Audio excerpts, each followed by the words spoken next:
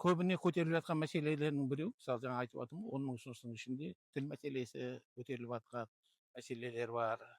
Және мына құқық пен бостандығы туралы мәселелер жақсы көтеріліп жатыр. Мына жанұяға байланысты мәселелер көтеріліп жатыр. Соның барлығы қазіргі таңда неге енді конституцияның жобасына енді мәселе.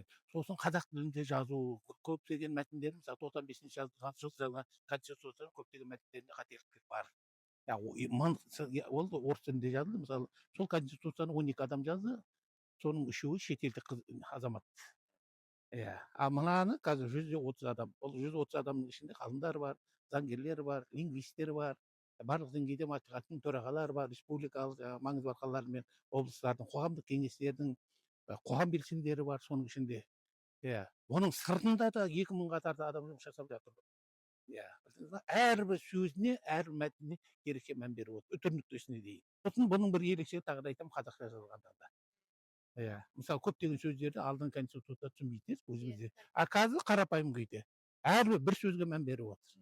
Оның маңызы қандай? Мысалы 95-ші жылдың конституциясында көбірек мемлекетке басымдық неге адамға көбірек салмақ салатын еді, қазір мемлекет өзіне алды кепілдікті. Адамға жеңілдік болады қазір. Әрбір салада қаралған осы. Сондықтан заманның талабына сай көтеріліп жатқан мәселе.